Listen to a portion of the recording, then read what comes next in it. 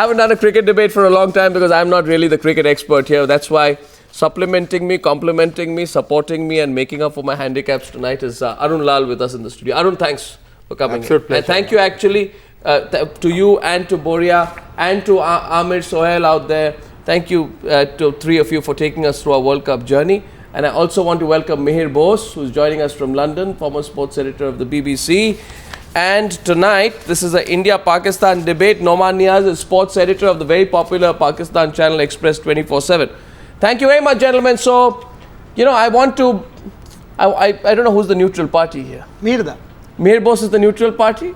London. Are you the neutral party in this debate tonight, Mihir Bose? If you are...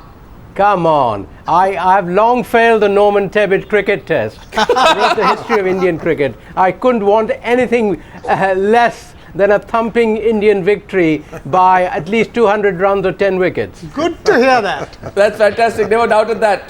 Don't count me among your cynics. But Mihir Bose, let's start the debate. What do you think are the competitive strengths going forward between India and Pakistan? What is their Achilles heel which makes you confident of that kind of figure you spoke about? Well, I'm not sure I'm confident. That's what I'd want. My feeling about Pakistan, and I said this before the tournament began, I saw a final between Pakistan and South Africa, I must say. I know South Africa have been beaten today. But what I think this Pakistan team reminds me a bit of the 1992 side, who were cornered, who came to a tournament not expecting anything. They came to a tournament with an awful summer and winter behind them, with the match fixing and spot fixing and so on. And Afridi has converted them. And they, apart from the match against New Zealand, they've actually played very well. And I think what they have is a very good fielding side, and they and in Afridi they have a bowler who, you know, a spin bowler who's taking wickets. And the Indian problem, I think, is, as Dhoni himself says, we're not a great fielding side, and though the middle order did well against Australia, the middle order has been collapsing. And where are, apart from Zahir Khan, where are the great Indian bowlers to bowl a side out? Absolutely. Amir Sohail, are you happy to hear that? And what are the odds you're putting? Well, I agree to Boji with everything he has said. But on a day, you know, you have to, I've said it all along that, yes, Pakistan, when they came into this tournament, nobody was thinking about Pakistan to actually reach the quarterfinals. They have surprised everybody. And now they're in the semi-finals. And now they're going to be playing against India. It's a very formidable batting side. There is no doubt about it. And one thing Bose has highlighted, that they haven't been fielding well. And the last game they did try their hardest, and they saved quite a few runs. They took good catches. But my main concern with the Indian side is their bowling. Because when you play at Mohali, and if Mohali plays the way it plays, then Pakistan certainly has an edge there. And when you talk about this World Cup, one thing you have seen, you know, and it's actually glaring into your eyes, that the bowlers, they're actually doing the job. And India is the only team who are actually relying on their batting. And they have to change Yusuf Pathan in the last game, where they have, you know, categorically stated that, okay, World Cup cannot be won by 6s and 4s. You have to be very methodical. So I think there are quite a few things which India, they really have to take care of before moving into this semi-final. But one thing I have to say here, Dhoni has been an excellent captain. He has used the resources very well, as opposed to Shahid Afridi, who hasn't been looking to go for the kill, even if he has smelled the blood. That is the only difference, and that is the only concern I have when it comes to the semi-finals at Mohali. I was just about to say we have unleashed our best bowler, Yuvraj Singh.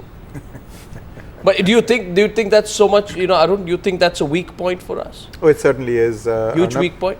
It is. And that's why the Indians have been, if at all, have a problem of concern, is that area.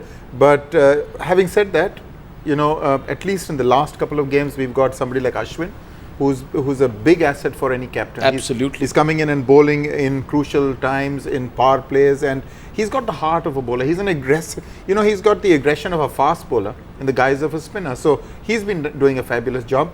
And overall, you know, our batting is clicking. That is one thing fantastic. And one thing I'll tell you, that in Mohali, we're not going to get a wicket like it was in Ahmedabad. Yeah. It's going to be more or less a batting track. It's not going to have the same freshness or bounce that you expect from a Mohali wicket, because we're not going to play into the hands of Pakistan, that's for sure.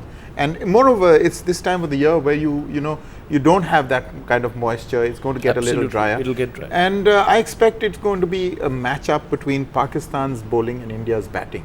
So if it's a batting track, I would favor India. Also, so far, Pakistan have gone under the radar. There have been no expectations from them. So anything that they've achieved, it's been a big bonus. They won't look at it like that. Suddenly- They won't listen. look at it during a match like this. No, now expectations, there's going to be pressure on Pakistan as well. I can tell you that. So what about a home advantage?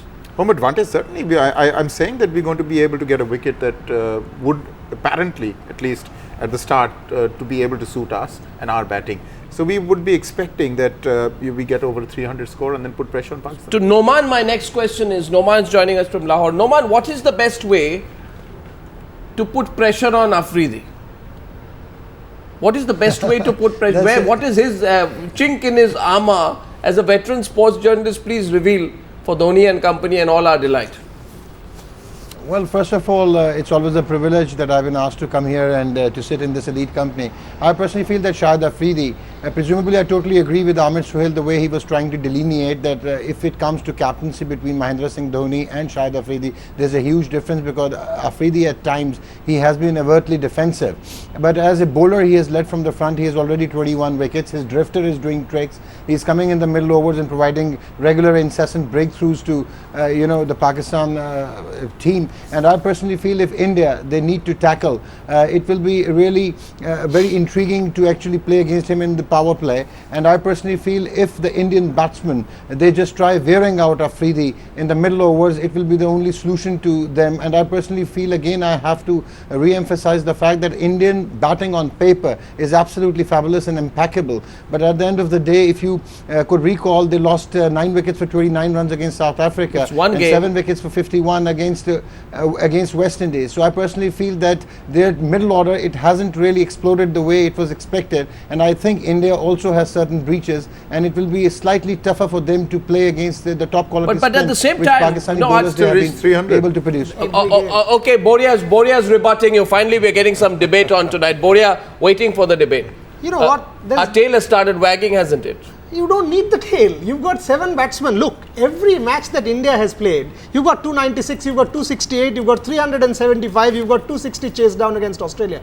That clearly proves that that batting unit is working every time. Even if there's a collapse, you're getting to 300. So all your 7 batsmen not performing, you're getting to 300. Imagine the day when all your 7 batsmen performs. There is no doubt that on paper, given potential, this Indian side has the best batting unit in the world, and they have the ability to soak in pressure better than Pakistan. Think Why of do you say Tendulkar. that? Why do you Hold say on. that? And I want Hold on, Amir to then I'm respond. saying it. Sachin Tendulkar, Virendra Sehwag, Mahendra Dhoni, Yuvraj Singh, Gautam Gambhir. Do you think they'll get intimidated by anybody? Anybody and everybody in this world? Absolutely not. And then talk about the Pakistani top order. It is fragile, it's inexperienced compared to the Indians. That's where I think India has the edge.